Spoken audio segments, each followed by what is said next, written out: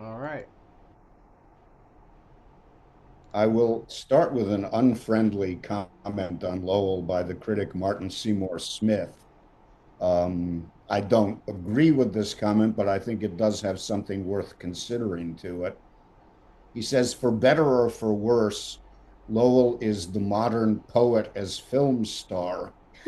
His private affairs are carried on mostly in public. This is miscalled confessionalism. I think by the 60s, there was some truth to this view of Lowell as the modern poet as film star. And I don't think it was entirely good either for his life or for his poetry. As for carrying on his private affairs in public, there is some truth to that. And I think the English are in general more reserved than Americans about such things. But if it's miscalled confessionalism, it wasn't Lowell who called it confessionalism. The critic M.L. Rosenthal wrote a review, or partly a review, of life studies called Poetry as Confession. And the term caught on and was applied to Lowell, W.D. Snodgrass, and Sexton Sylvia Plath. And Berryman. later on, who? Berryman. John Berryman, yeah.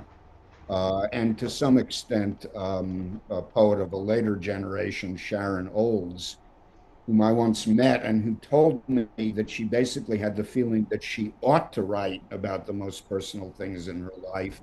And she clearly was not altogether comfortable with the fact that she had done so. I, Anyway, I I, think that is something to consider. Yeah. I think a better term is, wasn't it Leslie that said it's a, verbal selfie? Prose selfies, yes. I think some of Lowell's worst poems and some of the poems of these other poets, deserve that Uh, it, praise. But I think there are way more poems now and maybe in the past 30 or 40 years that deserve it than there were in the 60s and 70s. I, I think autobiographical is a better word than confessional.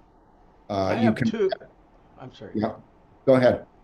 I have two questions about that. One is, what was Lowell? I mean, was he in any the critic? Was he in any way responding? Was Lowell a bit of a celebrity as a Yes. poet, and so was he talking about this guy has a public persona, or was he talking specifically about his poetry? That's one question. The second question is, isn't this go back? Doesn't this go back to biblical times? Confessional poetry. I mean, why is it something new? It isn't that new. I agree with that. I think Seymour Smith is mainly talking about Lowell's public persona as a celebrity, though he also doesn't think very highly of his late poems. He writes, the poet, now sucked into the bog of the iamb, is photographing and rephotographing himself from every conceivable angle. So I think for Seymour Smith, it's both the poetry and the public persona. I completely agree with you. Confession is part of what poets do, and it has three distinct meanings. You confess a crime, usually to the police. You confess your sins to a priest if you're a Catholic, or you might confess them to the whole congregation in other Christian sects. And there's confession in the sense of a profession of faith. I confess this is what I believe. Obviously, all three of those aspects have something to do with Lowell's poetry, but I think much less than the idea that there was a sort of confessional school implies. In 1969, Lowell, in 67, he published Near the Ocean, the poems of which are all rhymed and metrical. There are only about seven of them, and Waking Early Sunday Morning, I think, is the only really outstanding one among them. In 69, he published a book called Notebook, 1967, 1968. Short poems, almost all of them 14 lines, iambic pentameter more or less, but a free iambic pentameter, and almost entirely unrhymed. And I vaguely remember the reaction at the time, which was more or less that everybody had been expecting a lot from Lowell, but these poems didn't seem that good and didn't seem that finished. And he took the criticism seriously and reworked them and came out with three books in 1973, much better than Notebook 1967-68. So one book turned into three. One book turned into three. Um, Would it were always so. well, the thing is, he went through a lot of dry periods, but by the late 60s, he was writing poetry about almost anything that occurred to him or anything that happened to him. And not surprisingly, the quality of the poetry is pretty uneven.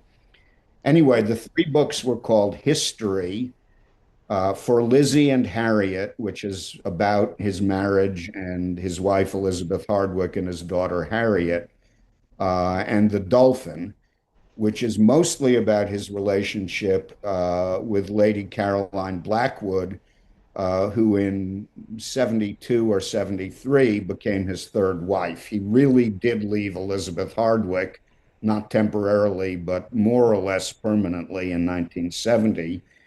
And he and Caroline Blackwood, whose original name was Caroline Guinness of the Guinness family of Ireland, really seemed to have been passionately in love with each other. The biggest, and she had a son by him, Sheridan Lowell, in 1971. The biggest problem was that when Lowell got manic, Caroline Blackwood understandably got scared and felt that she couldn't handle it. And this was a serious problem for both of them. Even though he mostly didn't do anything, the worst thing he did was lock her and him in the upstairs floor of their house for a while, not that long. But he was obviously scary in his manic phases. As I said, she couldn't handle it. Um, Uh, Peter, I'm sorry to interrupt once no, again, that's but all right. I don't mind interruptions.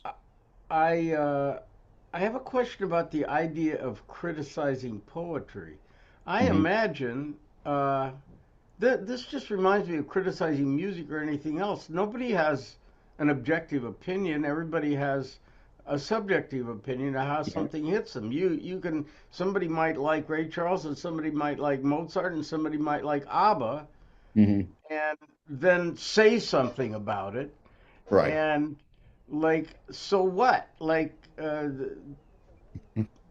Well, What critic has an objective view? And least of all, does the artist have an objective view about which we all know that people uh, disagree with the artist about what of his work is any good. So how can we orient ourselves about what's good poetry and what isn't?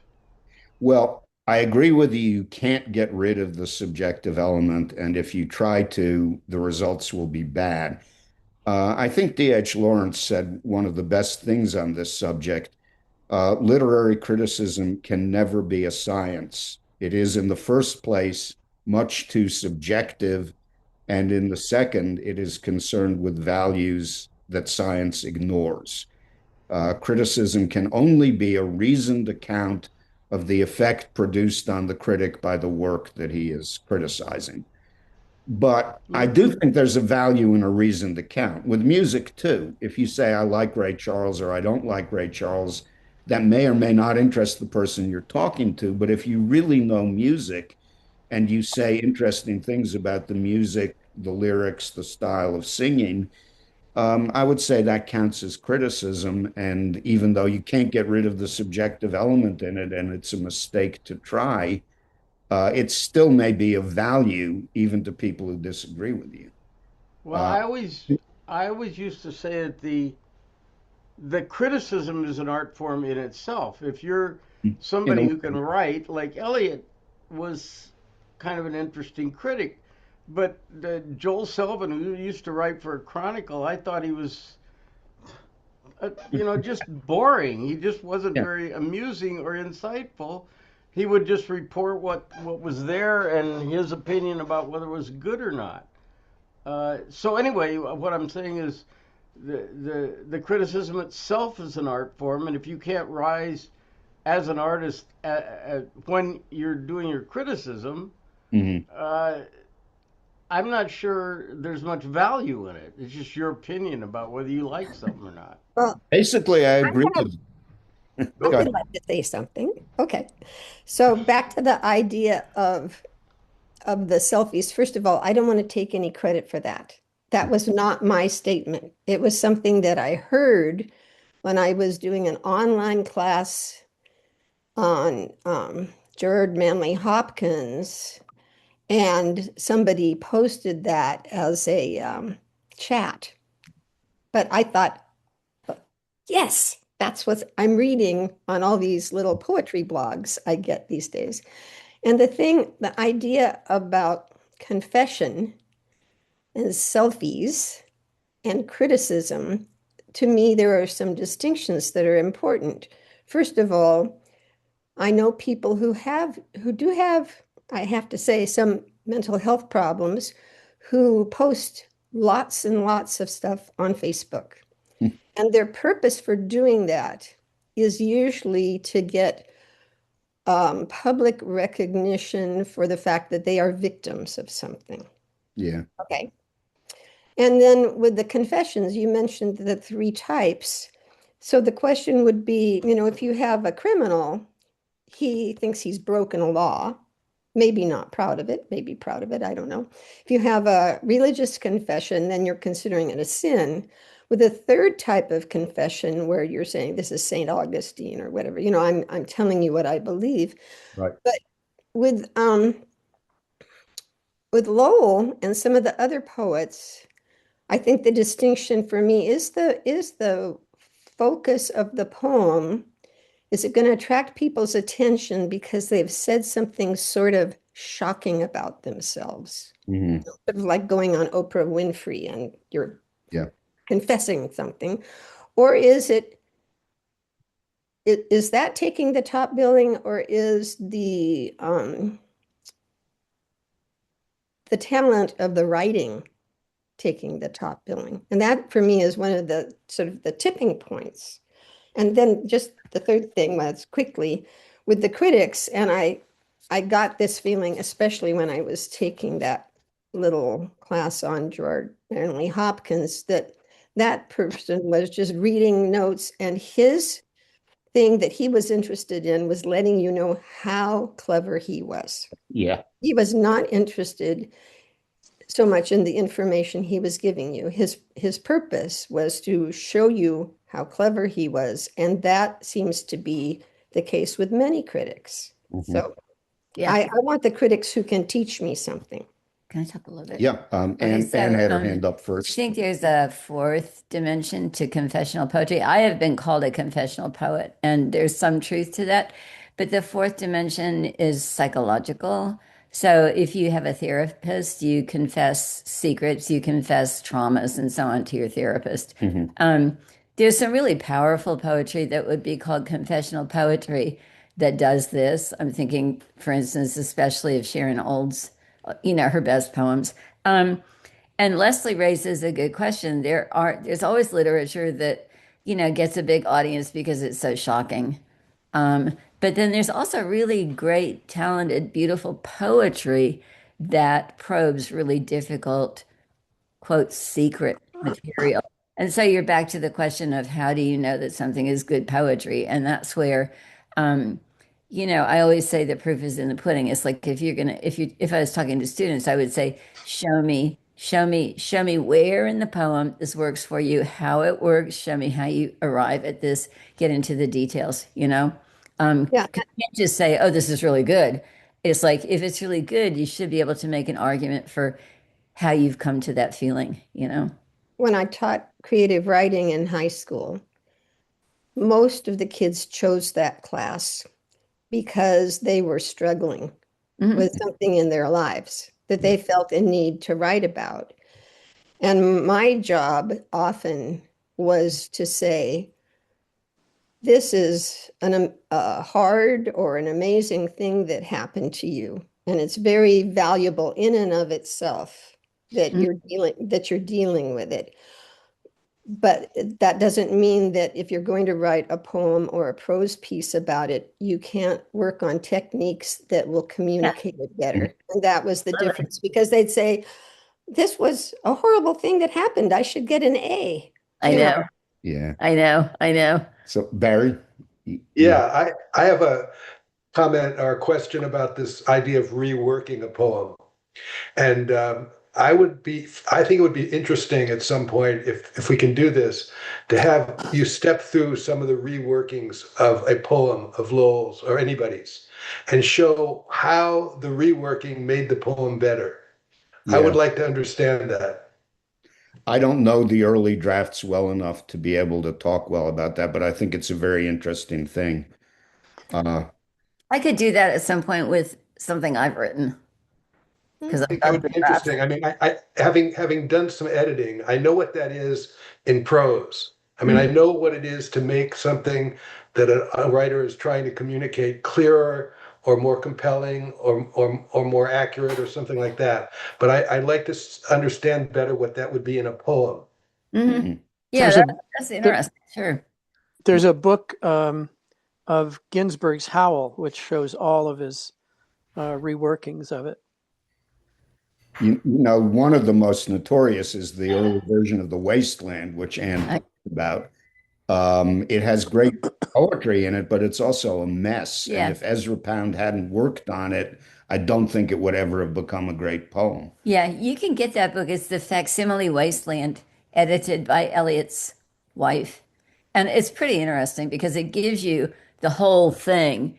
And then you've got X's through the parts that Pound crossed out and marginal notes, and the parts that Vivian, his first wife, added. She added some really great lines in the part called A Game of Chess. And you've got Pound's comment, something like, what if you can't do this as well as Pope, you better not do it at all, like get rid of all of this because it Heroic really, couplet. yeah, Yeah. yeah, stuff like that. So that would give you um, a sense of how the drafts of something can improve something.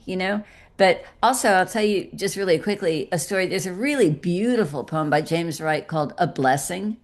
And he sent it to the Kenyon Review and they accepted it. And then he revised it and he sent the revised version and sent it to them and said, please use this instead. And they're like, absolutely not. This is much worse than the first version. Mhm. And luckily they stuck to their guns because I've read both versions and the second version is much worse than the first version. Yeah. The first version Well, is gorgeous. The second well, version is, oh. I was just going to ask you that about your statement about the Elliot thing. Do you disagree with any of the corrections that he made, or that No. were made? No, So neither you did agree Elliot. with them all? Yeah. Yeah. Eliot Well, accepted. isn't it a collaborative poem then? If you can't revise your own work, if somebody else is revising it, then they wrote part of the poem. Well, that's why Eliot dedicates it to Ezra Pound, Il Miglior Fabbro, Yeah. the better maker. Um, One thing I think is worth quoting from the English critic F.R. Leavis. He says or a very important distinction is, does this experience matter to the writer because it happened to him, or does it matter because the experience matters in itself? And it's not always easy to tell, but I think that is a very important distinction. You tend to feel everything that happens to me matters because I matter to myself, but sometimes that really isn't enough. Anyway, I want to talk very briefly about two of the books from which I have not assigned poems, For Lizzie and Harriet and the Dolphin. I think they're pretty good books. I think there are some beautiful lines in them, and the poetry is generally rather low key, but good.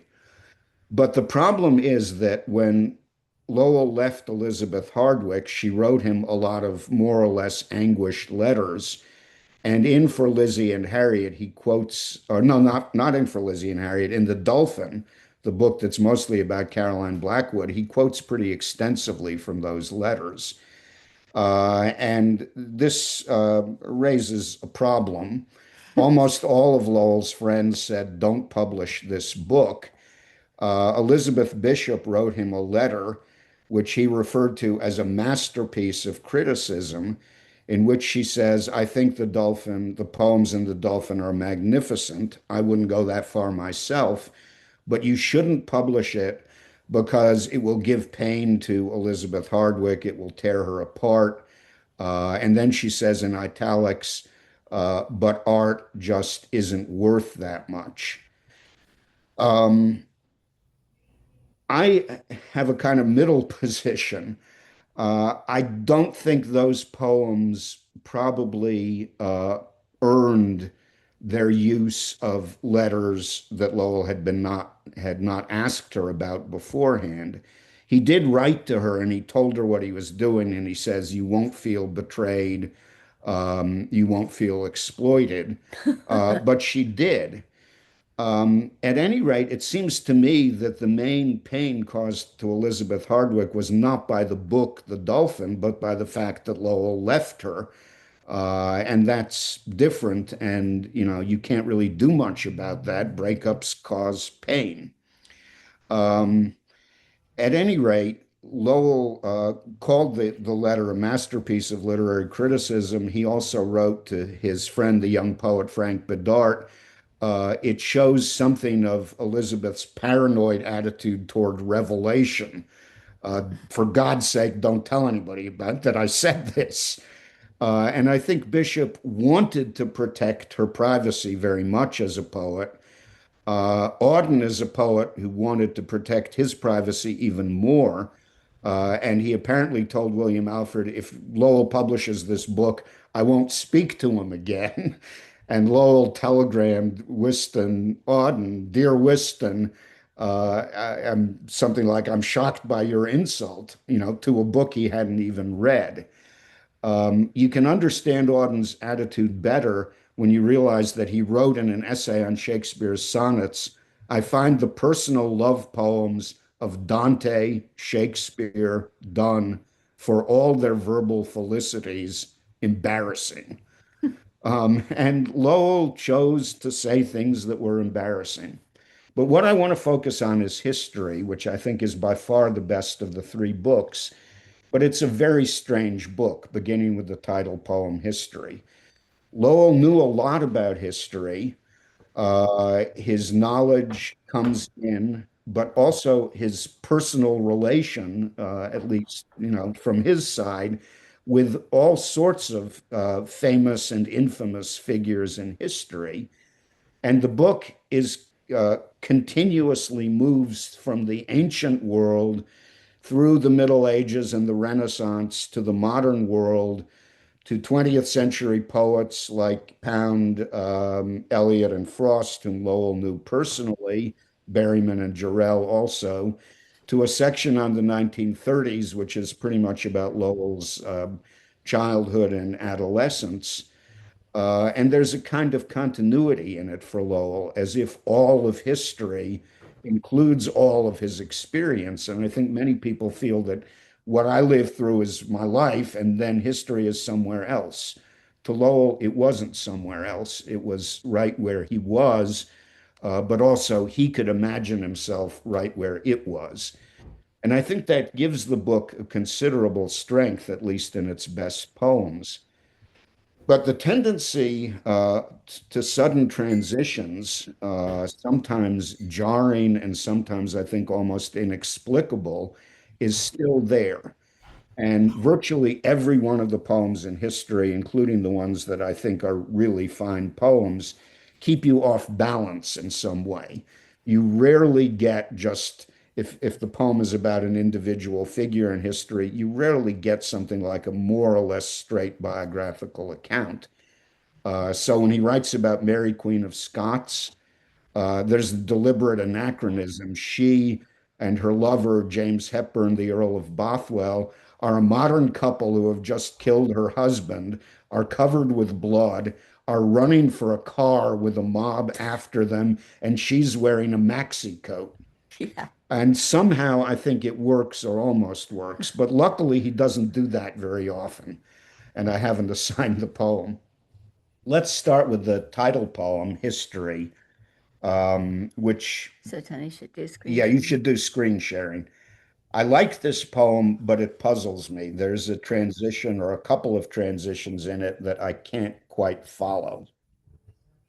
Um, the first line says something that I think is a profound truth about what history is, and then the poem becomes much more idiosyncratic. History has to live with what was here, clutching and close to fumbling all we had. It is so dull and gruesome how we die. Unlike writing, life never finishes. Abel was finished. Death is not remote. A flash in the pan electrifies the skeptic, his cows crowding like skulls against high voltage wire, his baby crying all night like a new machine. As in our Bibles, white-faced, predatory, the beautiful, mist-drunken hunter's moon ascends. A child could give it a face, two holes, my eyes, my mouth, between them a skull's no nose. Oh, there's a terrifying innocence in my face, drenched with the silver salvage of the morn frost. So the first line is clear. The second line, I think, is a very touching thing about how any cultural heritage is precarious and you can lose it. And then the movement is directly to death. Unlike writing, life never finishes. Well, I think what that suggests is if you're a writer, at some point you can say, okay, I finished this book. But no matter who you are, you can't say, okay, I finished with my life. Nevertheless, your life will finish. And Abel, the first death in the Bible, is the example that comes to mind. And then those beautiful lines about the predatory, mist-drunken hunter's moon, which I find very beautiful and moving, but I don't quite understand how they fit in. I take it that his face has a terrifying innocence in it because it looks innocent, but really he knows that he is not innocent. But that's the best I can do. It seems to me a poem that has a lot of power, but that rationally doesn't fit together all that well. Anyone have thoughts about it? Well, I'm thinking the hunter's moon part. I mean, there are 13 moons in Native American Mhm. culture. And the hunter's moon is going to be, I mean, some necessary violence because you're going to go out and kill animals and Yeah. stuff. And it would be misty because of the time of year and everything like that. But what I'm interested in is his mention of babies and children here. It's very, Yeah. very, very weird. I'm thinking, what a heck of a father he must have been. He was a loving father, but I know, but yeah, if you're he wouldn't saying have been an the easy baby, father to a have. crying baby is a machine, no, thank you. And the child, so the child's giving it a face, and he says two holes, two holes. But then I'm trying to draw this face, and it's Yeah. my eye. And then it's not, then it's the child is my. Then we're back into the mimes here. My eyes, my mouth, Yeah. which would be three holes as far as I know. Right. And then the skull's no nose, which is true. So he's taking this innocent little child's drawing and making it into a skull. Yeah. And then this flip-flop at the end, the drenched with the silver salvage of Hmm. the morn frost. There's this little sudden hint of some kind of salvation, sort of like in the skunks, where you end up with this joyful vitality at the end. That I don't see that there was anything there to prepare for that change. Only the moon, but I agree. It's But it's not a hunter's moon is not necessarily benevolent. benevolent. Yeah. No, I agree with that. I think it's a good reading. Maybe we should move on to other poems, though, because there are a lot of poems for today, and I think history makes more of an impression on you the more poems you read, even though it is uneven. The Marcus Cato one is more straightforward than most of the biographical poems. This was Cato the Younger, who was mainly a philosopher in the Stoic and Platonic tradition, and who was the father of Portia, the wife of Brutus, one of Caesar's assassins, and who was completely committed to the Roman Republic. There is a mistake in the dates. He was born in 95 BC, but he died in 46 BC after Caesar won the Battle of Thapsus. At that point, Cato gave up. The Republic is finished. Brutus and Cassius were killed in 42 BC after they had assassinated Caesar, but Marcus Cato killed himself 2 years before Caesar was assassinated. He killed himself when Caesar was completely triumphant. Sulla is the famous or infamous Roman dictator who killed a lot of people, but did retire from the dictatorship a year before he died and died in his bed. As a boy, he was brought to Sulla's villa, the tombs, saw people go in as men and leave as heads. Why hasn't someone killed him? He asked. They answered, men fear Sulla even more than they hate him. He asked for a sword and wasn't invited back. He drowned Plato in wine all night with his friends, gambled his life in the forum, was stoned like Paul, and went on talking till soldiers saved the state, saved Caesar. At the last cast of his lost republic, he bloodied his hand on the slave who hid his sword. He fell in a small sleep, heard the dawn birds chirping, but couldn't use his hand well. When they tried to put his bowels back, he tore them. He's where he would be, one Roman who died, perhaps, for Rome. This is almost the only heroic figure who is allowed to remain heroic, even through that very gruesome detail about how he died. And I mentioned long ago when Tony was doing the philosophy course that Dante, who considered suicide, like any Orthodox Catholic, to be a mortal sin, made an exception for Cato. So Cato is not in heaven, but he guards the gates to purgatory as St. Peter guards the gates to heaven. And that's an indication that Dante, in spite of the fact that he really admired Julius Caesar, saw Cato as an impersonal, disinterested, heroic figure who did not belong in hell. Any thoughts about that one? Gory. Yeah. Okay, let's move on to Attila Hitler. I'll take you there. Yeah.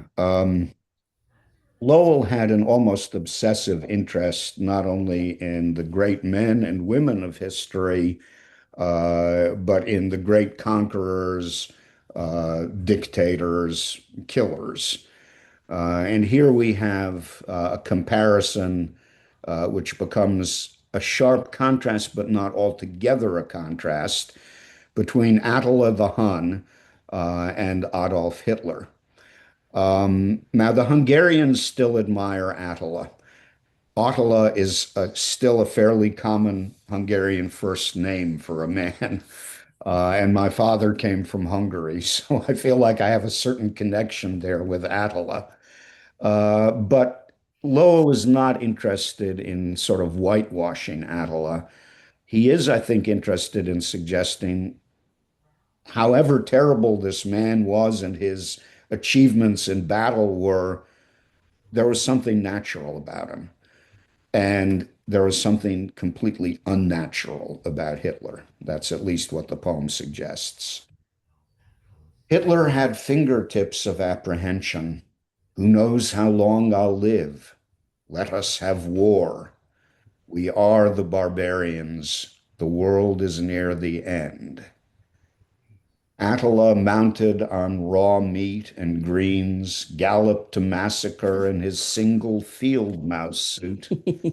He never left a house that wasn't burning, could only sleep on horseback, sinking deep in his rural dream.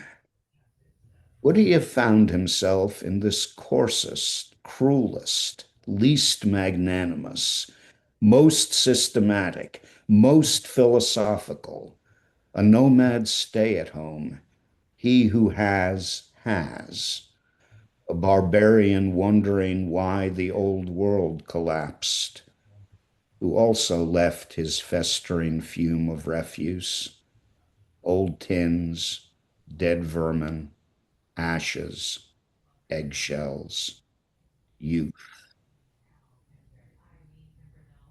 So they left this festering fume of refuse behind them. That's one thing, at least, that they have in common. And of course, what he doesn't mention is all the dead bodies, but that's that's the central fact, really.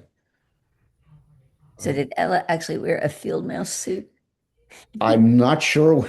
It doesn't seem possible that it was made of field mouse skins. Yeah, I love it. It seems possible that it was that color.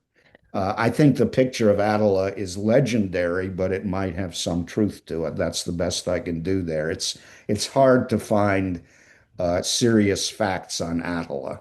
You know, the Catholic legend is that he spared Paris because Saint Genevieve miraculously persuaded him to spare Paris. It is true he did not attack and destroy Paris, but nobody really knows why. He destroyed plenty of cities. And this poem was so badly printed on the in the original internet version that I found that he never left a house that wasn't burning becomes he never entered a house that wasn't burning, as if he were some kind of fireman rescuing people. Um, but I think it's a quite a powerful poem. But again, it keeps you off balance. Keep going. Okay, Muhammad. Um, This one does not suggest a deep knowledge of Islam. It is partly, I think, a fantasy, but there's something beautiful about the fantasy, and he is contrasting the Muslim attitude toward violence, that is, it's a part of life, um, with the Christian attitude of violence. There should be no violence. And Richard Sennett has argued that that meant in the Middle Ages that actually Muslim countries were more orderly and peaceful than Christian countries because the Christian church couldn't control violence at all. And then in the second part of the poem, you have sex, and obviously a kind of fantasy of freedom and joy that has got out from under the Christian negative attitude towards sex. It's in some ways a lighter poem than many of these poems, but no poem in history is altogether light. Like Henry VIII, Muhammad got religion in the dangerous years and smashed the celibates, haters of life, though never takers of it, changed their monasteries to foundries, reset their non-activist Buddhistic rote to the Schrecklichkeit and war songs of his tribe. The Pope still twangs his harp for chastity. The boys of the jihad on a string of unwitting camels rush paradise, halls stocked with adolescent beauties, both sexes for simple nomad tastes. How warmly they sleep in tile abstraction alcoves. Love is resurrection, and her war arose. Woman wants man, man woman, as naturally as the thirsty frog desires the rain. Uh, to me, what makes that poem an outstanding poem is the last four lines, though I think it's an interesting poem all the way through. Any thoughts on that one? It is clear that the Islam that he is imagining is not the puritanical Wahhabist Islam that is now engaged in a worldwide jihad. But then scholars of Islam, I think, make the argument that what Muhammad ibn al-Wahhab started in the 18th century in Arabia is outside of the main and deepest tradition of Islam. Anyway, I can't get into that any further than that, but I think it's the case. As a Catholic convert, didn't he doesn't he here sort of ignore some of the history of the Catholic Church, which was Yes. not exactly a peaceful church during any of its iterations? Well, that's true. That's true too. But as I said, he's no longer a Catholic. That's in the past by almost 20 years at this. Right, but still.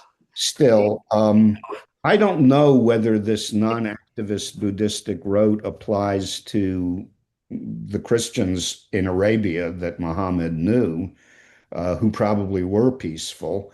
It certainly does not apply to Christendom through the centuries. You're absolutely right about that. But the ideal is turn the other cheek and complete peacefulness. It hasn't been realized. Now, I have to say, the tiny subsets of Christendom who were pacifists were harassed, if not worse, by Yep. the rest of the church. That's true. That's true. So, well, yeah, because in fact, Muhammad was in the tradition of Abraham, and they were fairly tolerant of kind of all sects, but it's almost like he has no place in this poem. Lowell, I'm trying to figure out why is he even in this poem? Because as we move along here, we never embracing anything that has to do with Islam or Muhammad or, I mean, am I just lost here? No, I think you've got a good point, but I think he likes the warlike aspect of Islam, or at least he partly likes it, and he likes what he sees as a sexual freedom absent from both Protestant and Catholic Christianity. Okay, fair enough. Yeah. I said, I Yeah. think it's largely a fantasy, but in some ways an interesting and beautiful fantasy with at least some connection to history. But your point is fair, Laurel's is fair also. Let's move from the 7th century to the 19th. Yeah, Douglas. Okay, it's actually taking us back a poem. There's this wonderful book, Eyewitness to History, and there's a description of a dinner with Attila the Hun by Priscus from AD 450. Wow. And it doesn't say anything about field mouse clothes, but it does say that his clothes were simple, and that no trouble was taken except that they were clean. Yeah. Yeah. And it's funny, that poem almost leaves you with the feeling, well, however many people Attila killed, there's something clean about him compared to Hitler and the Nazis. But then the last two lines modify that considerably. He also left his festering fume of refuse. Okay, the Napoleon one is partly about Napoleon, but it's partly about Lowell's boyhood obsession with Napoleon. Um, Boston's used bookshops, anachronisms from London are gone. It's hard to guess now why I spent vacations lugging home your third-hand lives, blowing the dust from that stationary stock, cheap deluxe lithographs and gilt-edged pulp on a man not bloodthirsty, not sparing of blood. His iron hand, no mere appendage of his mind, with an eye and sang-froid to manage everything. His iron hand, no mere appendage of his mind for improbable contingencies, for uprooting races, lineages, Jacobins. The price was paltry, 3 million soldiers dead. Grand opera fixed like morphine in their brains, in their veins. Dare we say he had no moral center? All gone, like the smoke of his own artillery. A rather measured view of Napoleon, not bloodthirsty, but also not sparing of blood. He had an eye and sang-froid to manage everything. His iron hand, no mere appendage of his mind. That suggests that the iron hand worked by itself, independent of his mind almost. And then that image of the dead soldiers, grand opera fixed like morphine in their veins, la gloire, that's worth dying for. Lowell is suggesting it's almost like a morphine addiction to feel that way. And then the final two searching questions. Tolstoy in War and Peace has no trouble answering those questions. He had no moral center, is Tolstoy's view. But I think you can make an argument that maybe Napoleon did. And for Lowell, it's a question rather than something that he asserts. Any thoughts on that one? Okay, let's move on to the one poem about a poet that I have included, Robert Frost. This is a good poem. Yes, I think it's a wonderful poem. There's a mistake in it that's my fault. It should read for Robert from Robert, his friend in the art, not to Robert from Robert. And the first phrase, Robert Frost at Midnight, of course, is an allusion to the title of Coleridge's great poem, Frost at Midnight. Frost was apparently a wonderful reader of poetry, and if you hear recordings, you know why. Robert Frost at midnight, the audience gone to vapor, the great act laid on the shelf in mothballs. His voice is musical and raw. He writes in the flyleaf, for Robert from Robert, his friend in the art. Sometimes I feel too full of myself, I say, and he, misunderstanding, when I am low, I stray away. My son wasn't your kind. The night we told him Merrill Moore would come to treat him, he said, I'll kill him first. One of my daughters thought things, thought every male she met was out to make her. The way she dressed, she couldn't make a whorehouse. And sometimes I'm so happy I can't stand myself. And he, when I am too full of joy, I think how little good my health did anyone near me. Frost is often remembered as a sort of wholesome American Cracker Barrel philosopher. And of course, he sometimes played that part, but he was much deeper and much darker than that. And this gives us Frost in a pretty dark mood, but nevertheless, there's a real warmth between him and Robert Lowell that goes beyond the fact that they have the same first name or that they have sometimes had psychological troubles. I think this one is a great poem, actually. Any thoughts about it? Tell me about Merrill Moore. Okay, Merrill Moore was a Boston psychiatrist who also wrote poetry. He apparently wrote thousands and thousands of sonnets. I've only read one poem of his, Eyes in Libraries, which is, I think, a good poem.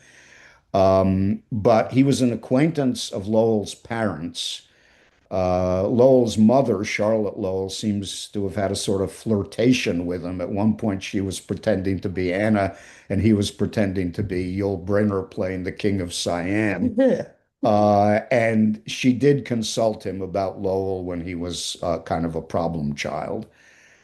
So that's where he comes into this poem. Frost and Lowell both knew Merrill Moore, and Frost's son, Carroll, had a lot of difficulty. Frost really, I think, tried hard to help him, but Carroll ended up killing himself. And again, Frost could not have been an easy man to have as a father either. Sad poem. Yeah, it is. It is sad, but you know, there really is something tragic about Frost, and the people who condemn him, I think, really mostly don't even know him, as well as not appreciating how great the poetry is. Mhm. Okay, I'm not sure how much we have time for, but I definitely want to look at Will Not Come Back. Lowell translated quite a lot, especially from Baudelaire.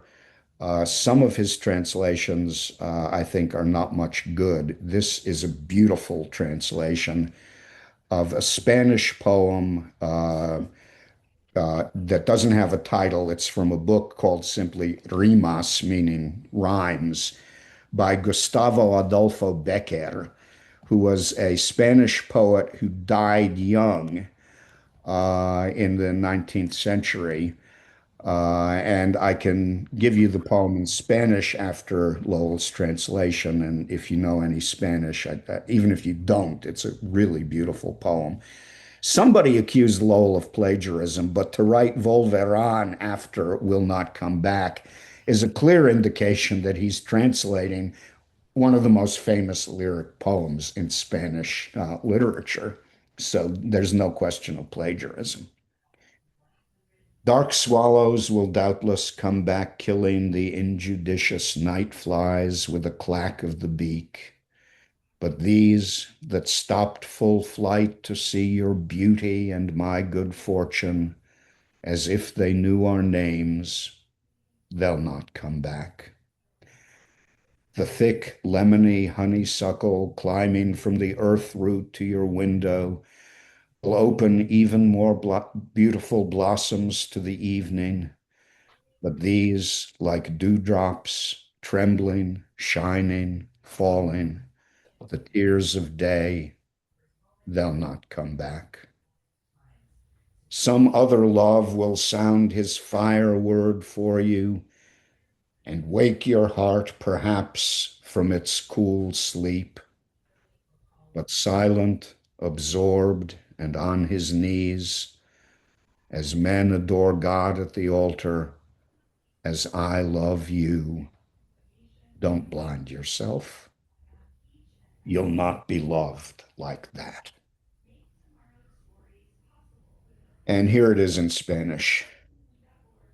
Volverán las oscuras golondrinas en tu balcón sus nidos a colgar, y otra vez con el ala a sus cristales jugando llamarán. Pero aquellas que el vuelo refrenaban, tu hermosura y mi dicha a contemplar, aquellas que aprendieron nuestros nombres, esas no volverán. Volverán las tupidas madreselvas de tu jardín las tapias a escalar, y otra vez a la tarde aún más hermosas sus flores se abrirán. Pero aquellas cuajadas de rocío, cuyas gotas mirábamos temblar y caer como lágrimas del día, esas no volverán. Volverán del amor en tus oídos las palabras ardientes a sonar. Tu corazón de su profundo sueño tal vez despertará, pero mudo y absorto y de rodillas, como se adora a Dios ante su altar, como yo te he querido, desengáñate. Nadie así te amará.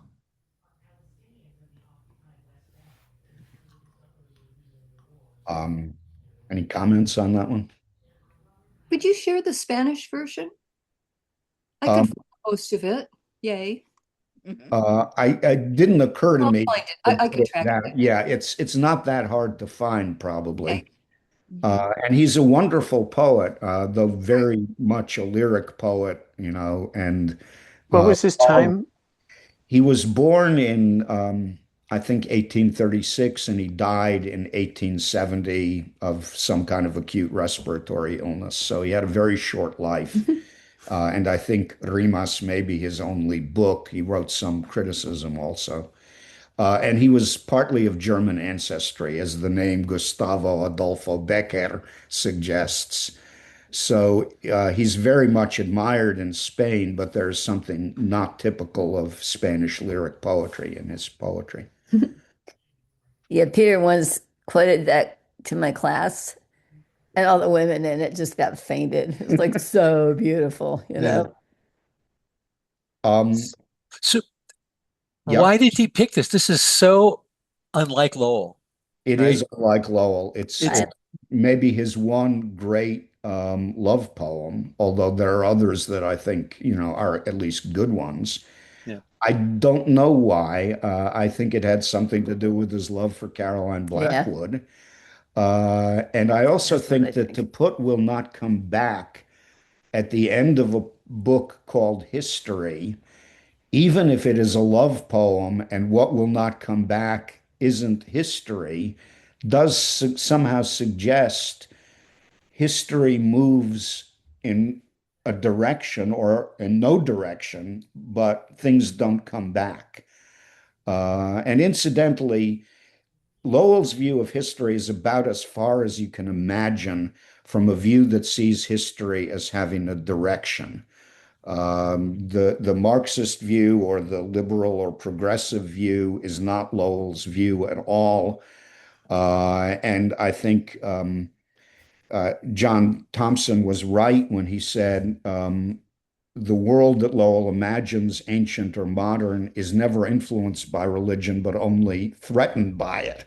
That his God may in the end destroy or redeem the world, but in the meantime, the world is not going in a direction that even a devout Christian can recognize as a Christian direction. That's just the way Lowell saw it. In 1972, or no, it was 68, Diana Trilling wrote in Partisan Review that Lowell was too soft on the students protesting the Vietnam War, especially the students who took over buildings at Columbia University. And he answered, I had nothing to do with the strike at Columbia or the building takeover. I just spoke there for 4 or 5 minutes against the war in Vietnam. And then he says something that is, I think, much more interesting. I have never been new left, old left, or liberal. I wish to turn the clock back with every breath I draw, but I hope I have the courage to occasionally cry out against those who wrongly rule us and wrongly lecture us. So history, the book doesn't have a direction, but that's not just by accident or carelessness. Lowell, I think, really believes that history doesn't have a direction either. So And, tell how he died. um, okay, okay, I'll tell how he died, but then I'd like at least briefly to read the poem Epilogue. Reading myself is very interesting and very self-critical, but I think we can leave it out. Um, to the end of his life, he died in 1977. Lowell was still thinking that he could go back to Elizabeth Hardwick or stay with Caroline Blackwood, and he wasn't sure which he was going to do. But he was now on good terms with Hardwick, spent some time in Maine with her and Harriet. And in September of 1977, he came back from a very quick visit to Caroline Blackwood in Ireland and was in the taxi going from Kennedy Airport to the apartment on 67th Street where Hardwick lived. And he had a package with him, and he apparently had a heart attack and died in the taxi. And the package contained a picture of Caroline Blackwood, which he wanted to have evaluated by somebody who knew the value of artworks. So to the end, he was still ambivalent. Torn. Torn, yeah. Okay, epilogue is from his last book, Day by Day, and by that point he was living day by day. His physical health had been good until the January of the year when he died, when he was found to have congestive heart disease. I don't think Day by Day in general is that distinguished a book, but I think this poem is one of the best that he ever wrote. Those blessed structures, plot and rhyme, why are they no help to me now? I want to make something imagined, not recalled. I hear the noise of my own voice. The painter's vision is not a lens. It trembles to caress the light. But sometimes everything I write with the threadbare art of my eye seems a snapshot, lurid, rapid, garish, grouped, heightened from life, yet paralyzed by fact. All's misalliance. Yet why not say what happened? Pray for the grace of intimacy. Vermeer gave the sun's illumination, stealing like the tide across a map to his girl, solid with yearning. We are poor passing facts, warned by that to give each figure in the photograph its living name. Peter, the text on the screen says accuracy, pray for the grace of accuracy. You Yeah, said something differently. Which came first, or which was the? accuracy is correct. I forget what Oh, I You said, did but intimate. okay, okay, intimacy is wrong. Intimacy is simply wrong. Uh, okay. I know a lot of these poems by heart, and today especially I've been making mistakes with them. It's accuracy, and accuracy is clearly the right word there. Okay, yeah, Intimacy is beside the point. yep. The Vermeer's paintings are beautiful, but they're not intimate. Good. Okay. Tim's Vermeer. That's a movie. I never heard of it. I don't know. It's a great movie about this guy who sets out to duplicate one of Vermeer's paintings, and he constructs a room that's a camera obscura. He perfects. It's a great movie. It's Uh, a lot of fun. yeah. Cool. Is it streaming? Probably Who's in it? couldn't tell you. A guy named Tim. Oh, so it's not fiction? It's like Oh real? no, it's a documentary. Well, it's Oh, a documentary.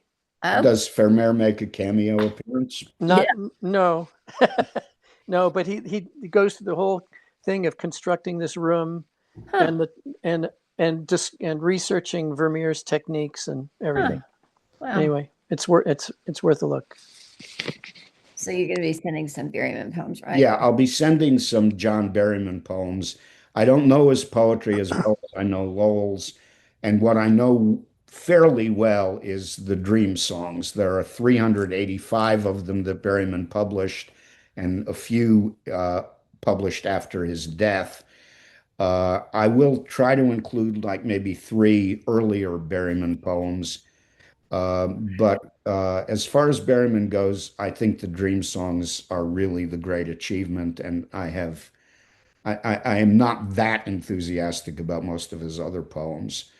And we're So going to spend 2 times on we're going to Berryman. spend two classes on Berryman. The first will include some of the dream songs. The second will be all dream songs.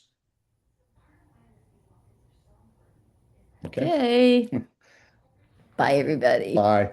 Thank you.